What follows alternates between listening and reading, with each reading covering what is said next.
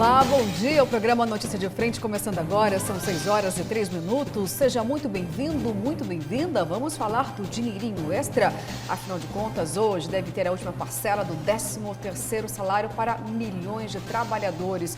Vamos falar também do fundo eleitoral, porque Congresso derruba veto de presidente Jair Bolsonaro e retoma, portanto, então quase 6 bilhões do fundão. Tudo isso e muito mais a partir de agora. Então, bom dia para você, Daniel Petengil. Seja bem-vindo. Bom dia, Luciana. Bom dia, Kleber Lima. Bom dia você que nos assiste. Entramos na semana do Natal, tá bem pertinho aí já, né? O aniversário de Jesus. É isso aí, aniversário de Jesus. Então, bom dia para você, Kleber Lima. Já vou perguntar, hein? Já comprou o peru do Natal? Bom dia, Luciana Gaviria. Bom dia, Daniel Petengil. Eu não sou muito chegado a peru, não. É? Eu gosto mais de um porquinho, de uma galinha. Uma leitoazinha. Leitoa, pernil. Enfim, o que eu trabalho mesmo para que a gente tenha uma ceia com harmonia, farta, né? Com toda a família reunida. E um bom dia mais do que especial neste dia 20 de dezembro para você que nos honra com a sua qualificada audiência. Tenhamos todos uma semana abençoada. Amém, que assim seja mesmo. E olha, já fica aí o nosso número do WhatsApp para você ter aquele momento de interação conosco. E também pode nos acompanhar pelo portal gazetadigital.com.br ou mesmo pela TV Vila Real através do Facebook. Não importa o canal não, viu, gente, das redes sociais. O importante é você ficar aqui ligadinho na gente, viu? Bom, vamos começar o programa de hoje falando sobre o Congresso Nacional, porque retornou com tudo o fundão eleitoral. O Congresso derrubou o veto do presidente da República, Jair Bolsonaro, retomando então o fundão de quase 6 bilhões de reais. E na resolução das eleições 2022 também tem fake news. Vamos entender todos os detalhes então agora na reportagem de Antônio Carlos Silva. Bom dia. Bom dia também a você que acompanha a Notícia de Frente.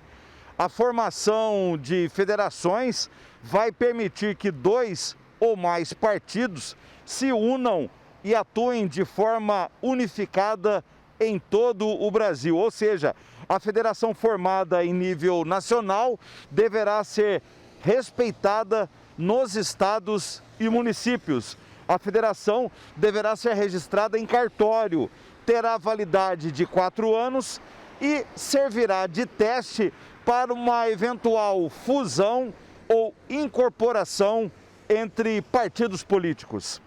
Também nas eleições do ano que vem está proibida a divulgação de notícia falsa ou que contenha injúrias, calúnias ou difamações para beneficiar políticos, candidatos, partidos, coligações ou federações. Quem divulgar notícia falsa pode ficar preso de 2 meses a 1 ano e ainda ter de pagar multa. Quem contratar terceiros, outras pessoas, para divulgar notícia falsa, poderá ficar preso de 2 a 4 anos e pagar multa de 15 mil a 50 mil reais. E o financiamento público da campanha eleitoral do ano que vem está orçado em 5 bilhões e 700 milhões de reais. O valor é quase 3 vezes ou quase 200% superior ao dinheiro público gasto no financiamento da campanha eleitoral de 2020. Com apoio técnico de Tarcísio Novaes e imagens de Aguinaldo Gomes, Antônio Carlos Silva para a Notícia de Frente. Obrigada, Antônio Carlos Silva. Bom, gente, vamos falar então novamente desse fundão, desse valor aí exorbitante de quase 6 bilhões de reais.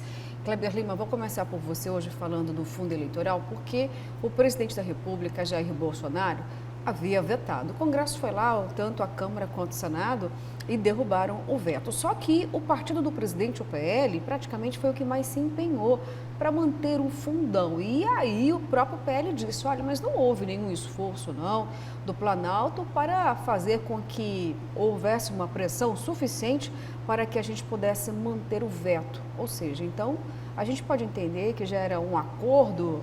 Sempre, desde o início, havia de fato um ambiente real mesmo com o veto do presidente de que o fundão seria aprovado, da ordem desse valor de quase 6 bi? Tudo combinadinho, Luciana. Não vamos esquecer que esse reajuste do fundo eleitoral estava na LDO, né? Lá atrás a gente falou isso. Aí quando pegou mal na opinião pública, o presidente, não sei, será que é isso mesmo? Vamos ver. E aí acabou vetando o jogo combinado, que vetou assim para 4, né? De 6 para 4, tirou 2 bilhões. Porque, vamos só lembrar o seguinte, foram 2 bilhões e 100 milhões de reais nas eleições municipais de 2018, né?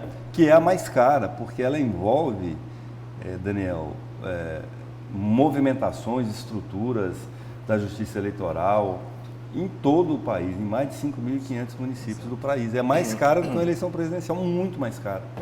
Mas a diferença qual é para a eleição do ano que vem? É que os congressistas que fazem o orçamento é que vão disputar o ano que vem. Então, eles querem mais dinheiro para eles, para si, né?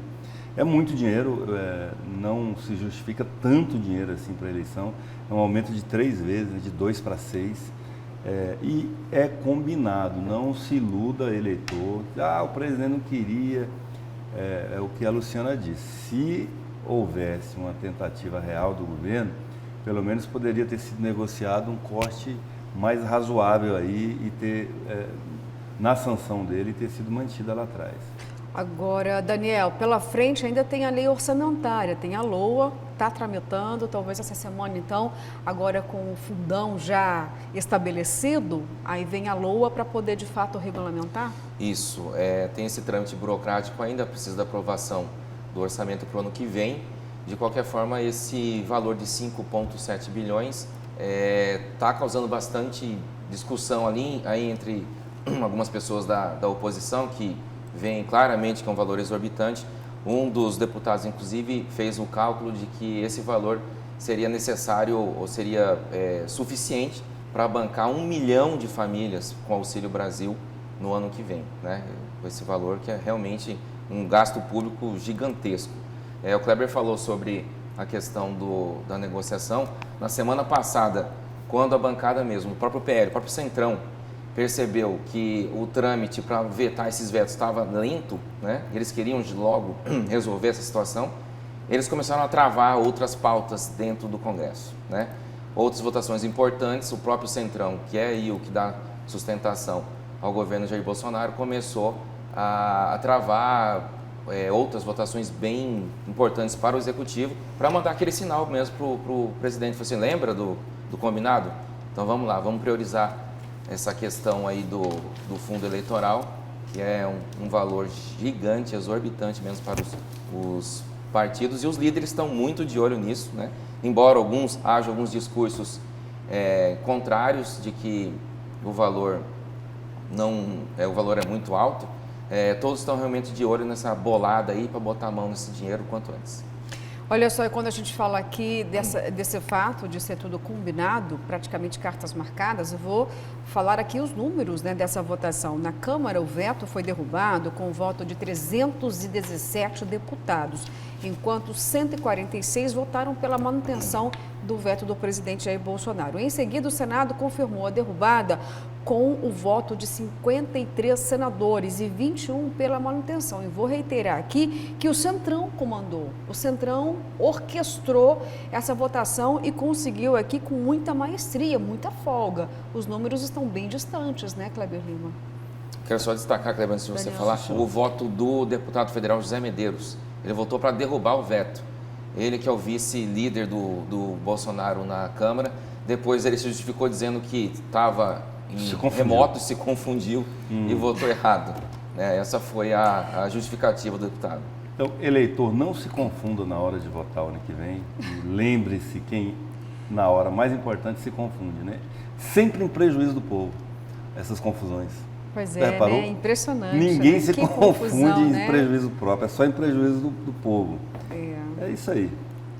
Bom, gente, agora vamos falar então sobre a operação final de ano. Lembramos aqui no início do programa que o Natal vem aí e depois na outra semana já as festividades de final de ano. E claro que tem operação especial da Polícia Militar, muito importante, eu diria até, porque infelizmente nem todo mundo tem a consciência da importância de não beber dirigindo ao volante.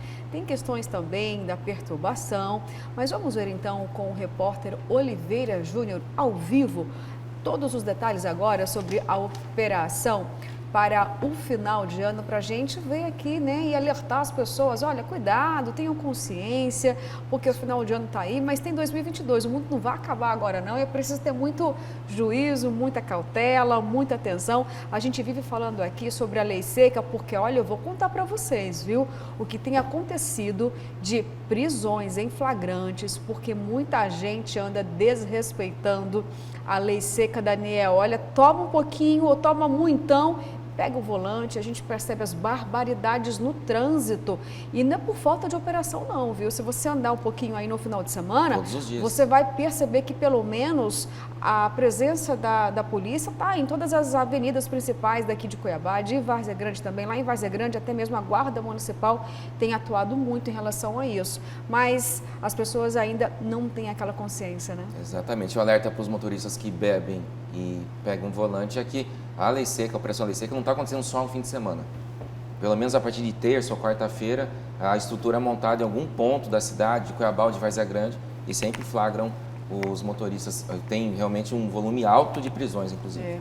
Olha, e inclusive, Kleber, é impressionante ver, eu, pelo menos esse final de semana, o que notei de pais desatentos com os filhos no carro.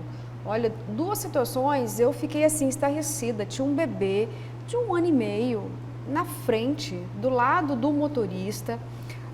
O bebê estava com o corpo para fora da janela do carro, as motos passando pertinho, e eu não consigo compreender que falta de cuidado. Isso na Avenida Miguel Sutil. A criança sozinha em pé na porta? Não, não, havia um passageiro do lado do motorista, o bebê estava no colo dessa pessoa, no banco da frente, que não pode, tem que ir no banco de trás. Ele estava junto com alguém e metade do corpo da criança estava pendurado na janela. As motos passavam bem pertinho desse bebê. A pessoa exibia assim, a criança é, igual um cachorrinho fica. Assim. Também não pode, né? Não, também não pode. Agora, um bebê colocando o corpo para fora, aí você vê, infelizmente, pessoas de moto com bebês, com crianças. Eu sei que a situação econômica está Madame difícil. É que gosta, né, de andar com um cãozinho de raça, assim, botando a carinha para fora da janela, né?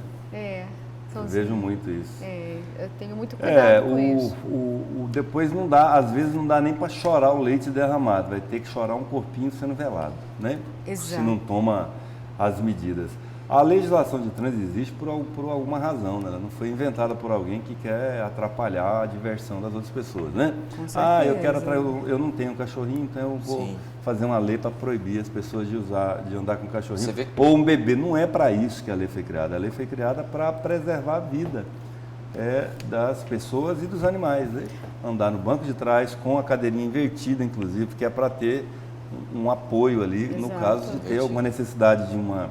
Não é só uma batida, é uma frenagem mais abrupta, brusca, né? Brusca, você passou, atravessou um cão na rua, uma pessoa, um buraco, enfim, você precisou frear bruscamente, ali está sujeito, se a criança estiver no banco da frente, ela bater a cabecinha no para-brisa, né? No painel do carro, por isso que tem que andar no banco de trás. O trânsito é um setor que precisa ser reforçado o tempo todo, a questão da legislação, de campanha, de conscientização, justamente por isso, né? Por essas atitudes, continua acontecendo, sim, largamente na sociedade. Porque são males que podem ser evitados. Então vamos ao vivo agora. Pode e deve, né? Podem e devem.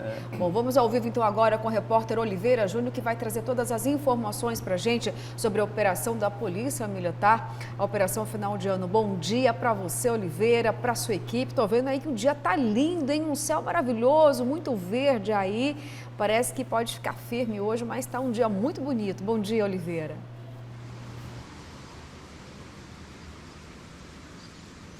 Bom dia, Luciana. Bom dia, Kleber, Daniel Petengil, você que acompanha o programa Notícia de Frente em todo o estado de Mato Grosso. O céu está mais ou menos assim, do lado direito aqui ameaçando chuva, do lado esquerdo o sol, né? Mas a previsão é de chuva, né? durante toda esta semana até o final do ano aí, né? Vamos torcer para que tenhamos pelo menos um dia de sol, né, no Natal e no Ano Novo, né, para o clima ficar melhor nas festas, né, Luciana? Pois é, hoje às 9 horas da manhã a Polícia Militar lança a Operação Fim de Ano. A solenidade de lançamento está marcada para a Praça Alencastro, em frente à Prefeitura Municipal de Cuiabá. De acordo com a Polícia Militar, cerca de 400 policiais vão reforçar o efetivo. São aqueles policiais que estão na área administrativa, trabalhando em ambientes fechados, que vão para as ruas para reforçar aquela sensação de segurança da população que vai às compras. Afinal, hoje é o último dia, o último prazo para o pagamento do 13º salário, e com isso espera-se uma movimentação maior no comércio, nos shoppings, no comércio de rua de uma forma geral. Por isso, a polícia alerta a população ficar atenta a golpes, aos chamados descuidistas, os batedores de carteira, e ela vai reforçar esse efetivo nas ruas em todo o estado de Mato Grosso, nos 15 comandos regionais, com este reforço de mais 400 policiais militares nas principais ruas, principalmente nos eixos comerciais das maiores cidades do estado. O lançamento está marcado para as 9 horas da manhã, com a presença do comandante-geral da Polícia Militar, ali na Praça Alencastro. Nós vamos acompanhar a reportagem completa, você vai acompanhar também logo mais às 10h50 no Cadeia Neles. Voltamos com vocês, até já. É isso aí, Oliveira. Obrigada pelas informações. Oliveira aí fez um lembrete em relação ao 13º salário, porque é mais dinheiro circulando. 80 milhões de brasileiros em todo o país devem receber hoje a segunda parcela desse dinheirinho extra, porque muita gente deve estar já com esse dinheirinho, né, de certa forma aí comprometido. Tem gente que precisa pagar as dívidas, Kleber Lima, tem gente que precisa dar aquele incremento especial na ceia natalina, e aí acaba aumentando o que? A necessidade, muitas vezes, da pessoa acabar levando o dinheiro em espécie, na carteira, no bolso, na bolsa. E é preciso, gente, ter muita cautela, porque, olha, bandido, vou dizer uma palavra aqui que não se refere a eles, mas eles costumam trabalhar mais, né? Nesse período de final de ano, e aí você pode ser uma vítima. Tem que evitar, tem que tomar muito cuidado. E eu diria até, viu, olha, não anda com a bolsa pendurada, não, principalmente nas áreas mais movimentadas, aglomeradas, no centrão. Dá uma escondidinha aí nesse dinheiro, porque pode ajudar. Vamos ajudar a polícia a fazer o trabalho dela. A gente tem que se prevenir, né? De preferência, não levar dinheiro em espécie consigo, para lugar nenhum. Deposita ou deixa lá, faz um Pix, cartãozinho, hoje está fácil, né? Pois é. Eu aprendi mais uma hoje, descuidista. Descuidista, né? Descuidista é o batedor de carteira. Exatamente. Ele se aproveita do descuido do outro, né? Exatamente. Tem o descuidado, que é a vítima, e o descuidista, que é o batedor de carteira. Eu ainda estou, assim, querendo refletir com vocês aqui. Diga aí. A conversa que a gente estava tendo antes da aparição aí da participação do Oliveira, que é assim, serve para esse caso também, os limites que o Estado tem para se fazer valer, ou para fazer valer a sua ação, né? Porque esse limite é a consciência do cidadão. O Estado, como ente, ele não tem como entrar no carro da pessoa, da discussão que a gente estava tendo antes, do uso, por exemplo, do cinto de segurança, da cadeirinha para bebês e crianças menores de 4 anos, eu acho que é a regra, né? No banco de trás do veículo. O Estado, a chamada mão invisível do Estado, ela não tem como entrar dentro do veículo da pessoa, botar o cinto na pessoa, pegar a cadeirinha do bebê, botar no banco de trás. Isso são ações que é a mão real, visível da pessoa que tem que fazer. A mão visível do Estado, ela tem que atuar na repressão, se a pessoa não fizer o que ela tem que fazer. Ela pode e deve trabalhar na educação, no incentivo, na orientação. O que é feito não é por falta de orientação, de campanhas publicitárias que acontecem as infrações de trânsito, porque tem um relativo bom número, um número relativamente bom, positivo, de orientação. Então precisa que a pessoa adquira consciência de que ela precisa fazer o que a lei preconiza em benefício dela. A lei existe para beneficiar as pessoas nesse caso, né? A mesma coisa eu trago como reflexão em relação à violência doméstica, por exemplo. É culpa do Estado que um sujeito chegue bêbado em casa e agrida a esposa, os filhos. É culpa do Estado? Não. O que o Estado pode fazer nesse caso? Reprimir depois, né? Então, tem pessoas que culpam o Estado. O Estado que eu estou falando aqui é o município, é o governo do Estado, é a presidência da República, né? Ah, mas aumentou o número, a violência doméstica contra as mulheres. É culpa do Estado. Eu fico pensando até que ponto é culpa do Estado. Porque não é o Estado que entra lá dentro e fala para o cara, pode bater, pode matar, pode agredir. Não, o Estado fala, não faça isso. Se fizer, eu vou te punir, vou te prender, né? Então, assim, o que está faltando para que a pessoa entenda isso e deixe de praticar esses atos? É uma discussão que eu acho que a gente pode... Quando se trata tem tudo a ver com essa época do ano, inclusive. Exato. Quando se trata de trânsito, qualquer tentativa de flexibilização da legislação é perigosa. Justamente por isso que, por parte de muita gente, há já uma predisposição a não obedecer às leis de trânsito, né? Tem gente que faz do carro ali a extensão da sua casa, né? Então, anda de qualquer jeito, estaciona em qualquer lugar, né? Tem gente que pega 2, 3 vagas aí, não está interessado no interesse coletivo. Aí é barbeiragem também. Também. Não, mas tem gente que faz isso de propósito. É barbeiragem. E abusa da velocidade tranquilamente. Aí, tem que tirar os radares. Mas, gente, se tirar os radares, o que vai acontecer nas cidades mesmo, na estrada? Vai ser uma profusão de acidentes, porque normalmente, mesmo com os radares, muita gente já abusa da velocidade, imagina retirando, né?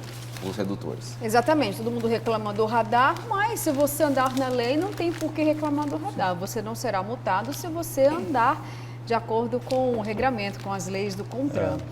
Eu tenho um destaque aqui do A Parte de hoje, do Jornal Gazeta, a esse propósito, não é exatamente essa discussão, mas tem aqui uma foto e uma declaração do secretário nacional de Cultura, o equivalente a ministro da Cultura no Brasil, né? Coité, consegue mostrar para nós aqui, Coité? Consegue? Opa! Mário Frias. Mário Frias, que é uma decepção para mim, né? Que eu via esse rostinho bonito na televisão, achava Malhação, que o cara era... né? Aí o cara se tornou esse monstro que a gente está vendo hoje. Um monstro no mau sentido mesmo, né? Olha o que ele está dizendo aqui, ó. Não irão tomar a minha liberdade e a da minha família. Ponto. Vagabundos. Mário Frias, secretário nacional de Cultura, revoltado porque sua esposa foi barrada em hotel por não ser vacinada.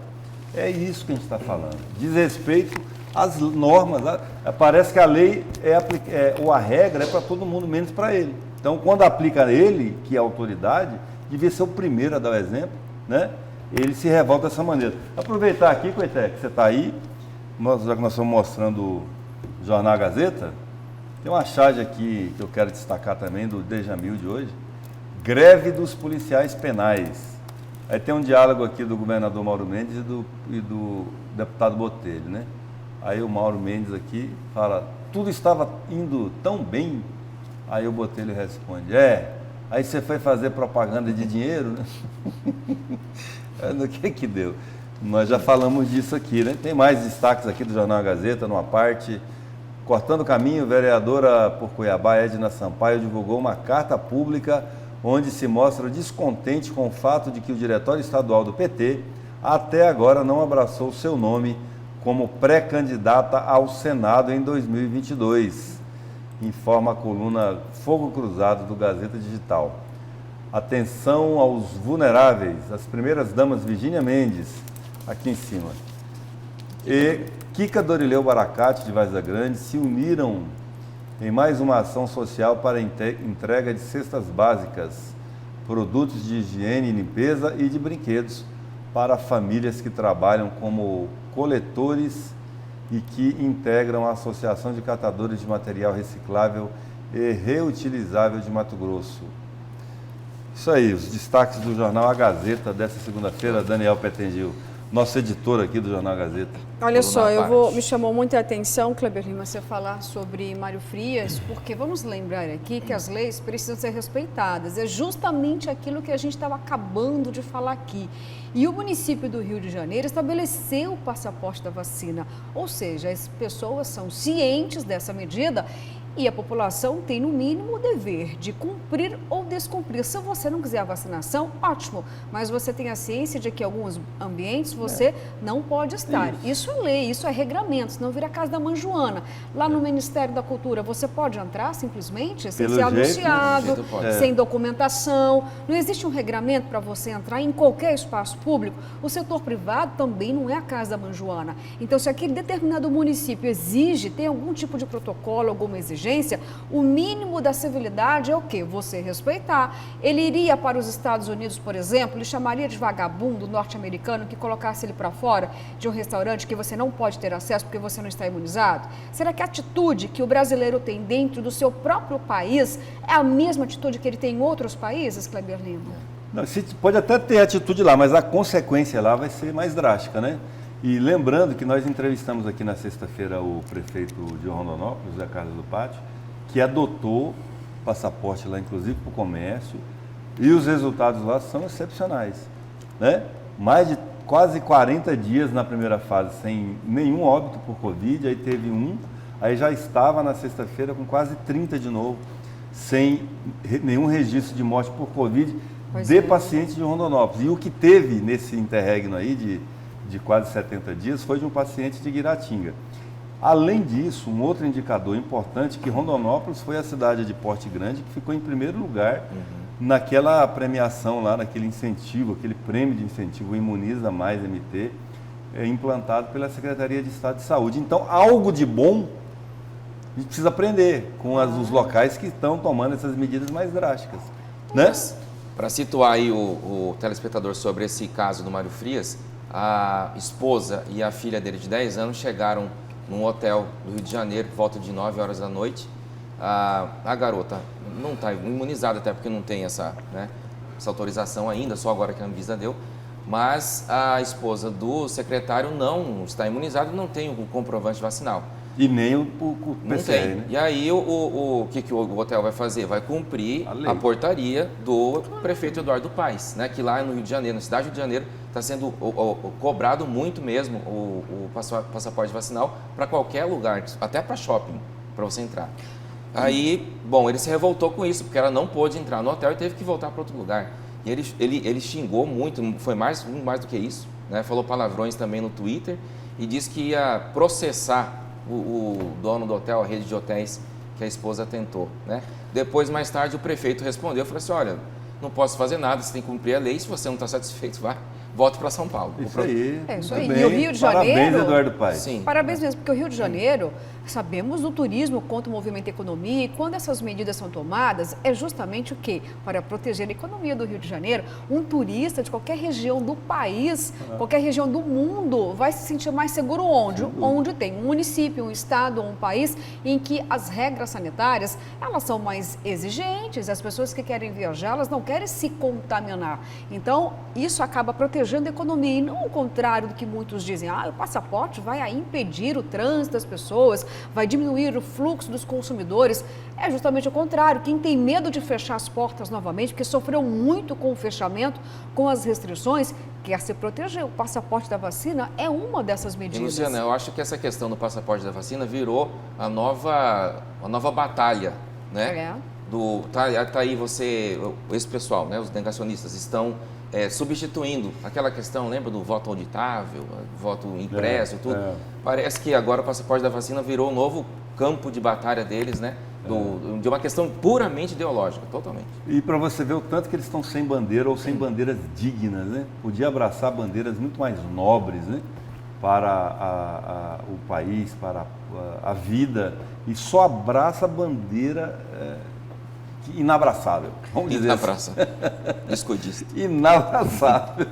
Olha, e aí eu vou lembrar que hoje é uma segunda-feira importante para aquelas pessoas que desejam a imunização, porque lembra que a Janssen demorou para sair a regulamentação, protocolo, porque no início seria dose única e depois todo mundo viu as outras doses de reforço saindo para a Coronavac, a Pfizer, a AstraZeneca, e todo mundo que tomou a Janssen se perguntava, e aí, será que eu eu vou ter dose de reforço? Enfim, saiu a resolução, Daniel. E as pessoas, desde sexta-feira, lá em Várzea Grande, aqui em Cuiabá também, já podem agora ir diretamente nos postos de saúde para tomar a dose de reforço da Janssen. E olha, não precisa fazer agendamento, está muito mais facilitado. É apenas você se apresentar com a carteirinha de imunização da primeira dose da Janssen e pronto, você vai garantir a dose de reforço. Mais agilidade, né? Não tem que fazer agendamento. Exatamente. Só lembrando a importância dessa terceira dose de reforço, que já está liberada, foi até antecipado para 4 meses, né? Mas aí, lembrando o contingente muito grande ainda de pessoas que não se vacinaram nem com a segunda dose, nem com a primeira, né? Então, também reforçar a conscientização dessas pessoas para que elas procurem os postos de saúde, eles estão esperando ali, não tem fila, é só chegar lá que você é vacinado. Olha, falar em cuidados que as pessoas devem ter em vacina, hoje é o Dia Internacional da Solidariedade Humana, Luciana. É um dia instituído pela ONU para as pessoas se solidarizarem umas com as outras. E é o dia do mecânico também, hoje, e o último dia das pessoas de Sagitário. Acabou. Amanhã acabou a era do Sagitário. Amanhã começa a era dos capricornianos. Tá certo, Cleber Lima. Gente, olha só, falávamos aqui sobre a vacinação e também sobre a postura, né, de pessoas conhecidas. Então, eu vou chamar aqui um destaque do portal Gazeta Digital, porque está falando do deputado Catani, que ele diz ter imunidade e diz que já foi contaminado e se recusa a tomar a vacina contra a Covid. Então, o deputado estadual Gilberto Catani, do PSL, disse que não irá se vacinar pelo fato de já ter contraído o novo coronavírus. E apesar da tese ir na contramão das autoridades de saúde, o parlamentar sustentou que já criou anticorpos contra o vírus e, por conta disso, não precisa receber o imunizante. Eu só quero chamar a atenção aqui que para alguém dizer o seguinte, olha, eu já tenho anticorpos suficientes, é importante que você faça exame, porque nem todo mundo que contraiu o coronavírus cria imunidade. Nem todo mundo tem essa barreira natural de proteção e a ciência já explicou que essa barreira natural de proteção, para quem já desenvolveu a Covid, ela não é eterna. Então não adianta você afirmar em qualquer momento, não, eu já contraí o vírus, eu sou imune a esse vírus. Não é nada disso, Cleber Lima. É preciso fazer então exames. Se você não quer se vacinar, ninguém vai te obrigar. Mas pelo menos então, o seu dever seria fazer exames constantemente para saber se você continua com imunidade. Em específico, esse deputado deveria ter respeito pelo seu antecessor que pagou com a vida, para ele poder estar lá. Né? O Silvio Fávero morreu de Covid. Por essa razão, o Catani, como primeiro suplente, é deputado hoje. Então, ele demonstra não ter nenhum respeito pela memória do Silvio Fávero, que foi deputado titular da vaga e morreu vítima de Covid. Você vai falar o que para uma pessoa dessa? Uma pessoa que não tem respeito, ele só está lá por essa razão. Ele não consegue respeitar isso. A família do Silvio Fávero, os colegas que conviveram com o Silvio Fávero, a cidade de Lucas do Rio Verde, que elegeu o Silvio Fávero, onde ele também teve bastante voto. Então, ele não consegue ter respeito básico por essas questões. Você vai falar o que para uma pessoa dessa? Só tem um jeito de responder uma pessoa dessa, é na urna, no ano que vem, infelizmente. Só tem esse jeito. E eu duvido que a resposta virá, porque ainda tem muita gente que pensa igual a ele, que também não tem respeito pela vida, que se aferra a questões ideológicas. E o deputado não é médico, né? Qual a segurança que ele tem de achar que ele já tem anticorpos? Ele tem feito testes no organismo para saber se está protegido ou não. Como bem disse a Luciana, essa proteção de anticorpos dura alguns meses, né? Isso dependendo das pessoas. Então não pode ter essa segurança de que você está livre, não. E além de tudo, o deputado e outros deputados ali da bancada mais conservadora continuam até hoje defendendo o tratamento precoce. Ainda. Desafiando a natureza, desafiando Deus, né? Corajoso também. Quero só trazer um caso que aconteceu nos Estados Unidos. Isso dá uma outra discussão também em relação ao alcance da justiça. A esposa de um senhor que estava internado, entubado com Covid, ela entrou na justiça e conseguiu o direito de retirá-lo da intubação para ele ser tratado só com ivermectina. O hospital teve que cumprir essa determinação judicial. Não deu outra, uma semana, o paciente morreu. Né? Confiando que a ivermectina, que é um remédio para piolho e para outro tipo de infestação, verminoses, né? Salvaria a vida dele. Aí tem essa discussão ética também de até que ponto né, a equipe médica vai poder aceitar um tipo de decisão judicial dessa. E o juiz que deu essa decisão, se ele tem algum remorso agora também, a mulher que pediu, a família, né? Se pelo menos eles têm algum remorso agora, porque o cadáver está no colo deles. Tá. Gente, olha, são 6 horas e 38 minutos. Vamos para o primeiro intervalo, mas daqui a pouquinho a gente volta e ficamos agora, então, com imagens de um trecho mais movimentado aqui nessa segunda-feira no trânsito da capital. Vamos, então, às imagens ali da Avenida Miguel Sutil, 6 horas e 31 minutos, cedinho ainda, mas você, então, que vai aí sair para o trânsito, vai trabalhar, vai com Deus, vai com fé nessa segunda-feira, semana natalina. Daqui a pouquinho a gente volta.